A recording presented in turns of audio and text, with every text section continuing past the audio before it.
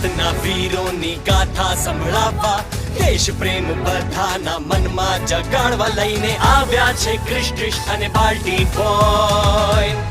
ભારત હે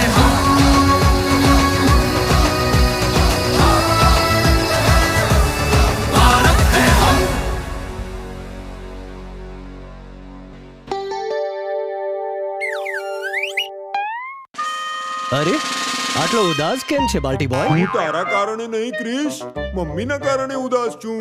અરે શું થયું મમ્મીને? અરે થયું કઈ નથી, મમ્મીના કારણે પેરાશૂટ જમ્પિંગની તક ચૂકી ગયો. કેટલી સરસ તક હતી, પણ મારી મમ્મી એટલી ડરી ગઈ કે ના તો એમણે પોતે કૂદકો માર્યો ન મને મારવા દીધો. મમ્મીઓ બધી ડરપોક જ હોય છે. નાનો એવો ખતરો જોઈને ડરી જાય છે. ખતરાનો સામનો કરતા કોઈ મમ્મીને નથી આવડતું. ખોટું, બિલકુલ ખોટું. લે, આપણી મમ્મી આવી ગઈ. આજે હું તમે બંનેને એક એવી યોદ્ધા મમ્મીની વાર્તા સંભળાવીશ જેમનું દિલ મીણ કરતા પણ કોમળ હતું, પણ એમની હિંમત પહાડ કરતા પણ મજબૂત હતી. અરે વાહ, સંભળાવ ને ટ્રીશ. અચ્છા, તો ચાલો સંસ્કૃતિ સ્ટોરી મોડ ઓન.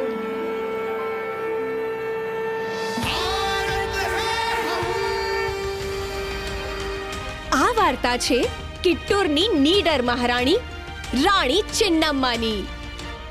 કિત્તૂર જે આજના કર્ણાટક રાજ્યના બેલગાવી જિલ્લામાં સ્થિત છે, ત્યાંના રાજા મલસરજાના ગુજરી ગયા પછી એમના પુત્ર રાજકુમાર શિવલિંગાને રાજા બનાવવામાં આવ્યા. રાણી ચેન્નમ્મા જે શિવલિંગાના નાના માં હતા, તેઓ પોતાની પ્રજા સાથે એમ જ જોડાયેલા હતા જેમ માં પોતાના બાળક સાથે જોડાયેલી હોય છે. બધાની તકલીફ સાંભળવી અને એમને દૂર કરવી રાણી ચેન્નમ્મા પોતાનો ધર્મ સમજતા હતા. તકલીફ આ છે રાણીમાં કે આ વર્ષે વરસાદ ન થવાના કારણે અમારા ગામનો દરેક પરિવાર દાણા દાણા માટે તરસી રહ્યો છે. ભૂખ શું હોય છે એની અનુભૂતિ છે મને. એટલા માટે તમારા ગામના દરેક રસોડામાં આજે જ શાહી ગોદામમાંથી અનાજ પહોંચાડવામાં આવશે. મારા રહેતા હવે કોઈ ભૂખ્યું નહીં સૂવે. એવામાં એક દિવસ રાણી ચેન્નમ્માને જાણ થઈ કે એમના દીકરા શિવલિંગાએ અંગ્રેજો સાથે સમાધાન કરી લીધું છે. શું? અંગ્રેજો સાથે સમાધાન? આ તમે શું કહી રહ્યા છો મહારાજ? ક્ષમા કરો રાણીમાં, હું જાણું છું કે મેં તમને પૂછ્યા વગર આ પગલું ઉપાડ્યું છે, પણ જો મેં તમને પૂછ્યું હોત તો તમે ક્યારે સંમત ન થાત. આ બધું મેં પેશવાઓથી મારા પિતાના મૃત્યુનો બદલો લેવા માટે કર્યું છે. હું ક્યારે ભૂલી નહીં શકું કે પેશવાના વિશ્વાસઘાતને કારણે મારા પિતાનું મૃત્યુ થયું હતું. અંગ્રેજી અધિકારી થોમસ મનરો પેશવાઓ પર હુમલો કરવાના છે, એટલા માટે મેં અંગ્રેજો સાથે મૈત્રી કરી લીધી. મૈત્રી? અંગ્રેજો કોઈના મિત્ર ન હોઈ શકે. શું સમાધાન કરીને આવ્યા છો તમે? એ જ કે કિત્તૂર દર વર્ષે 1,70,000ની રકમ અંગ્રેજી હુકુમતને આપશે અને બદલામાં અંગ્રેજ કિત્તૂરની રક્ષા કરશે. અવશ્ય આ સૂચન તમને મલ્લપ્પા અને વેંકટરાવે જ આપ્યું હશે. સૂચન તો આ બંને જ આપ્યું છે રાણીમાં, પણ નિર્ણય મારો જ હતો. અંગ્રેજો સાથે મળીને પેશવાને હરાવીને મહારાજ શિવલિંગાએ પોતાના પિતાના મૃત્યુનો બદલો લઈ લીધો. થોડા સમય પછી મહારાજ બહુ વધારે બીમાર થઈ ગયા. જ્યારે આ વાત ધારવાડના કલેક્ટર જોન ઠાકરેને ખબર પડી ત્યારે ડોક્ટર બેલ, મને સૂચના મળી છે કે મારા મિત્ર કિત્તૂરના રાજા ગંભીર રૂપથી બીમાર છે. તમે તરત જઈને એમની સારવાર કરો. કલેક્ટર સાહેબે ડોક્ટર બેલને મોકલી તો દીધા, પણ ત્યાર સુધી મહારાજ શિવલિંગાની બીમારી સારવારની બહાર નીકળી ગઈ હતી. રાજમાતા, મહારાજ હવે પોતાના અંતિમ શ્વાસ ગણી રહ્યા છે. જાણું છું, એટલા માટે આ કાયદાકીય દસ્તાવેજ બનાવીને લાવી છું. મહારાજ શિવલિંગા એક દત્તક પુત્ર ખોળે લઈ રહ્યા છે. શું? એટલે દત્તક પુત્રની શું આવશ્યકતા છે રાજમાતા?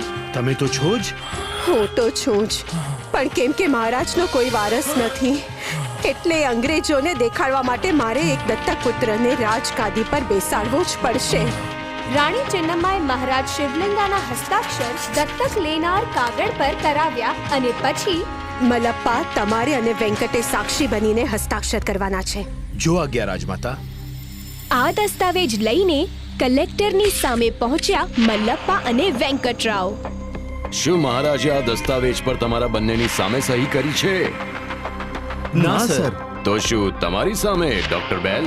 મારા કિત્તુર પહોંચતા પહેલા જ રાજાએ પોતાના પ્રાણ ત્યજી દીધા હતા. આનો અર્થ એવો છે કે એવો કોઈ પુરાવો નથી કે આ સહી રાજા શિવલિંગાની છે.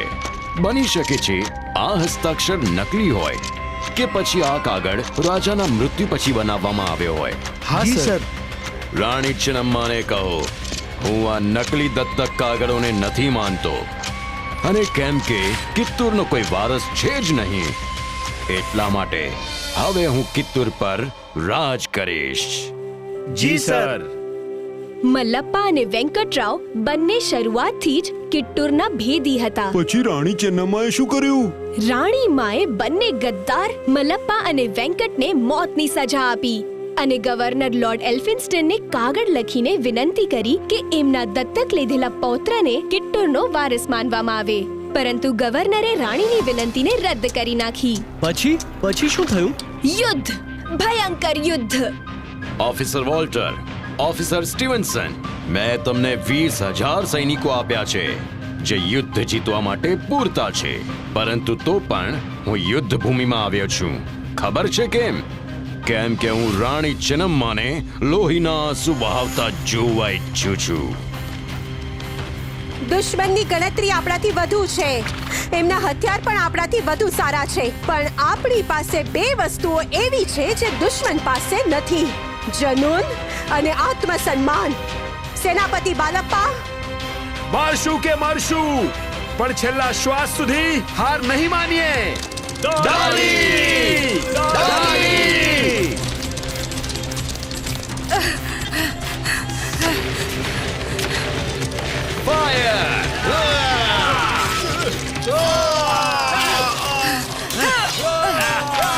કિટ્ટુરની રાણી અને કિટ્ટુરની સેના એવી લડી કે અંગ્રેજોના પરસેવા છૂટી ગયા. આ યુદ્ધમાં કલેક્ટર ઠાકરે માર્યા ગયા. વોલ્ટર એલિયટ અને સ્ટીવન્સનની સાથે અંગ્રેજી સૈનિકોને પણ કેદી બનાવી લેવામાં આવ્યા. હવે અંગ્રેજોએ કિટ્ટુર પર કબજો કરવાની ભાગદોડ કમિશનર ચેપ્લિનને સોંપી. સર, સોલાપુર અને મૈસૂરની સેના આવી ગઈ છે, પણ કિત્તુરને હરાવવા માટે માત્ર સોલાપુરની કે માત્ર મૈસૂરની સેના જ પૂરતી હતી. આજ વધુ પડતા આત્મવિશ્વાસના કારણે કલેક્ટર ઠાકરે માર્યો ગયો અને અધિકારી વોલ્ટર અને સ્ટીવન્સન ચેન્નમ્માની કેદમાં છે. સમજી ગયો સર. પહેલા આપણે કિત્તુર પર હુમલો કરીશું, રાણીને હરાવીશું અને પછી આપણા અધિકારીઓને છોડાવી લેશું. પરંતુ આ કેમ થશે સર? મારી પાસે એક યોજના છે. મનમાં ષડયંત્ર અને અશાંતિ છુપાડીને ધૂર્ત ચેપ્લિનને રાણી ચિન્નમ્માની પાસે શાંતિ પ્રસ્તાવ મોકલ્યો. રાણી ચેન્નમ્મા, કમિશનર ચેપ્લિન ઈચ્છે છે કે આપણે એમના બંને અધિકારીઓ અને એમના સૈનિકોને છોડી દઈએ અને બદલામાં તેઓ આપણા રાજ્ય પર હુમલો નહીં કરે. પરંતુ મને એમની વાત પર વિશ્વાસ નથી. વિશ્વાસ તો મને પણ નથી, અને એ લોકો હુમલો જરૂર કરશે, પરંતુ આપણે ડરપોક નથી. તેમના સૈનિકોથી ડરીને બેસી રહેવા કરતા વધુ સારું કે આપણે યુદ્ધ કરીએ. તમે એ બંને ઓફિસર્સ અને એમના સૈનિકોને છોડી દો. હવે જ્યારે તમે બંને પાછા આવી ગયા, તો હવે આપણે કિત્તુર પર હુમલો કરવા માટે તૈયાર છીએ. હું ઈચ્છું છું રાણી ચેન્નમ્મા પોતાની હાર સ્વીકાર કરે. પણ સર, કિત્તુરની રાણીએ અમારી સાથે ગૌરવપ્રદ વર્તન કર્યું હતું. સર, આપણે આપણા શબ્દોને માન આપવું જોઈએ. એ અસંભવ છે. કલેક્ટર ઠાકરેને મારીને રાણી ચેન્નમ્માએ આપણી ઇજ્જતને માટીમાં મેળવી દીધી. હવે આપણો વારો છે એમને કચડવાનો અને કિત્તુર ઉપર કબજો કરવાનો, નહીતર બીજા રાજ્યો પણ વિદ્રોહ કરવાનું શરૂ કરી દેશે.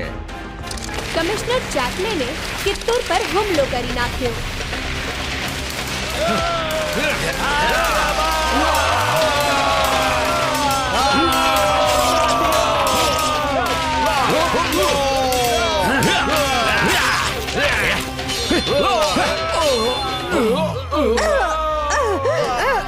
અંગ્રેજોને મુંહ તોડ જવાબ દેનારી રાણી ચિન્નમ્માને છેવટે કેદી બનાવી લેવામાં આવ્યા. અને જીવથી વધુ આઝાદી વાલી છે ને, એટલા માટે આને મારશું નહીં. બિલોંગલના કિલ્લામાં કેદ કરી નાખો રાણી ચેન્નમ્માને. 5 વર્ષ એ જેલમાં રહ્યા બાદ 21 ફેબ્રુઆરી 1829માં ભારતમાંની આ વીર દીકરીએ જેલની કોઠરીમાં પોતાના અંતિમ શ્વાસ લીધા. પણ પોતાના છેલ્લા શ્વાસ સુધી સ્વાભિમાન અને દેશપ્રેમની લાગણી નથી છોડી. વાહ, સલામ છે આવી મહાન દેશભક્તને અને એમની દેશભક્તિને. વર્ષ 2007માં રાણી ચેન્નમ્માના સન્માનમાં એમની એક મૂર્તિ ભારતીય પાર્લામેન્ટમાં સ્થાપિત કરવામાં આવી. તો સમજ્યો ક્રિશ, બધી મમ્મી ડરપોક ન હોય. ખતરાનો બહાદુરીથી સામનો કરવો જાણે છે. હા મમ્મી. રાણી ચેન્નમ્માની બહાદુરી આપણને બધાને પ્રેરિત કરે છે. રાણી ચેન્નમ્માની જય! ગર્વથી કહો, ભારત હૈ હમ.